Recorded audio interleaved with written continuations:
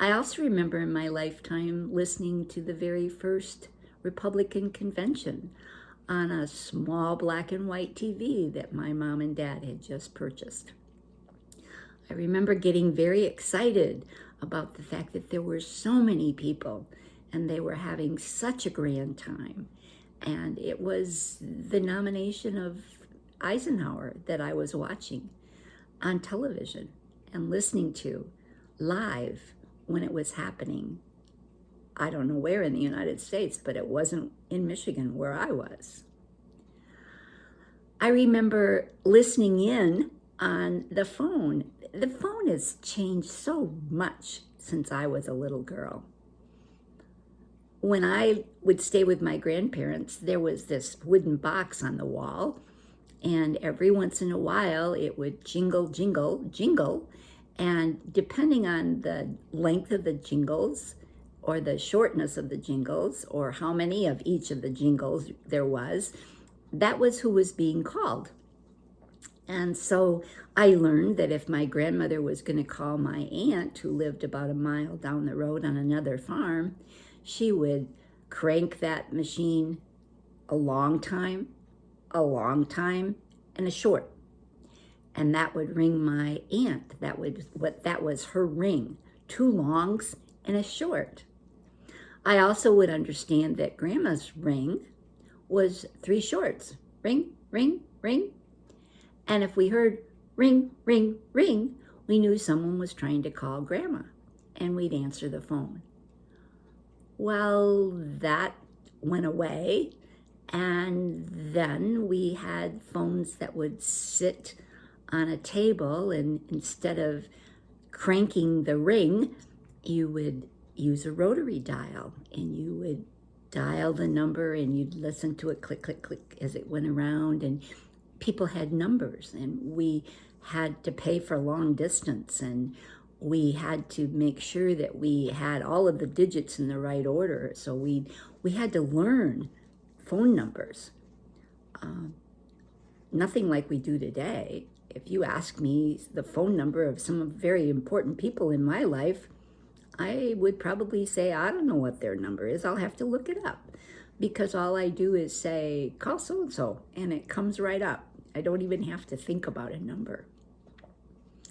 After the rotary dial phones, then we got the phones that you could pick up and hand, and the dial was in the receiver, and you could hold it by your ear, and they came in all different colors and pretty, and you could set them, they didn't take as much room, and you could have more than one of them in your house.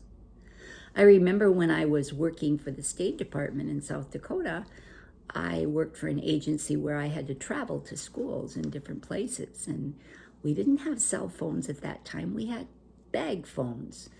They plugged into the cigarette lighter, and they were big and bulky, and sometimes we'd get connections and sometimes we weren't, but it was better than driving around with no connection at all. And now today, we have these little things that we carry in our hand or in our pocket, or we mount them on the dash of our car, and we push a button here and push a button there, and all of a sudden we are able to listen. One of the things I remember, and I'm not sure whether it was in the late 80s or the early 90s, I went to a conference for teachers, and I was listening to a gentleman speaking about the future. And I remember he was talking about technology and how our world was changing. And he suggested that someday in the near future, we would be able to pick up our phone and see the person we were talking to. Oh my goodness, that was alarming, because sometimes he would answer the phone in your pajamas. And I remember thinking, oh my gosh, that's kind of an invasion of my house and that kind of thing. But now today, here we are, and we have FaceTime. And I have a grandson that's halfway around the world, and if I really want to see his face and listen to his voice and see his smile, I can FaceTime him. In today's world, our technology is just amazing, and we have all kinds of chances to listen. However, we need to take advantage of that. Yes, I think in today's world, the history is probably recorded a lot better. There's more pictures taken. There's more video that's created that will be around for years and years. But I think about my grandparents, and I think about what are some of the things I should have asked them. I could have asked them. Things now that I wonder about and I can't find authorization or designation or documentation of what I want to know. My grandmother McQueen, her maiden name was Johnson. And I know that her father's name was Chase, or C-H-A-S, probably short for Charles, but documentation that I found has it as C-H-A-S. Now, Chas Johnson is a very common name. And I've done a lot of research, and I can't find anything about where he was born, where he grew up, where he lived, except when my grandmother came along and he was her father. I wish I had asked her about him. Just the same as I have a great-grandmother who was born in Edinburgh, Scotland. And she traveled across the Atlantic Ocean with her parents. I have the ship manifest with her name on it. I know that they landed in Canada, Montreal or Quebec, I can't remember which one right now. But they landed there, and shortly thereafter, my grandmother's mother died. And for some reason, my grandfather sent my grandmother to New York State. And I know nothing about where she lived other than I found out that she married in a particular place in New York. She married my great-grandfather, and they migrated to Michigan later on in life. But how much I would have liked to have asked my grandparents, who might have had some of those details about my great-grandmother. I wish I'd asked those questions. I would love to know more about the life that my father lived while he was in World War II.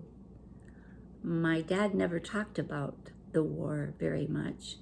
He didn't want to carry a gun, and he didn't want to shoot anyone. And the war was something that Dad never talked a lot about. Fun things that he did tell me, I remember very vividly. He loved Spumoni ice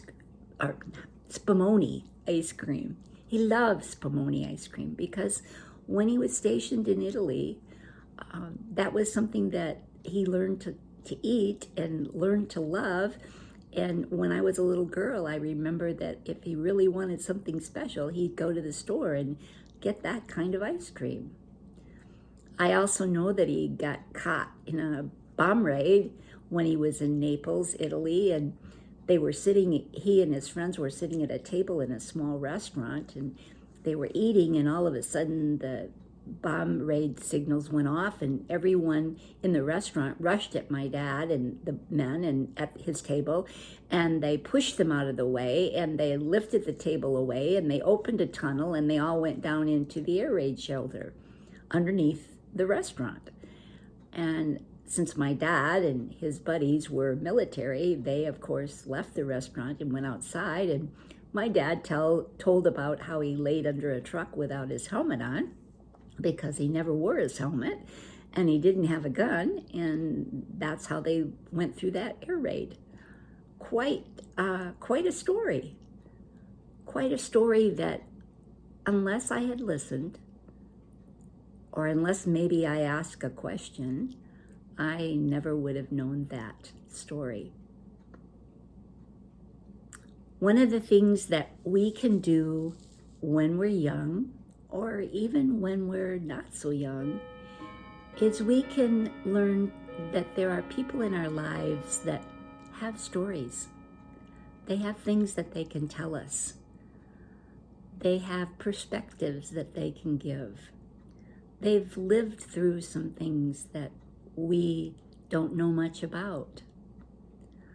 In my lifetime, I remember sitting in my junior in high school history class, United States history as a matter of fact, and over the intercom in the school, they announced that President John F. Kennedy had been shot. I remember very specifically my teacher's name was Mr. Rusher. He walked to the board and he began to write the names and the dates and the places where presidents had been assassinated. And I will never forget that. I was there. I was in that classroom. I was there that day, and I remember what that was like. So I would encourage you, if there are questions you have for someone that's older in your life. I know we like to tell stories. The older we get, the more we love to tell stories. But sometimes we're not asked the questions, and therefore the stories will never be told.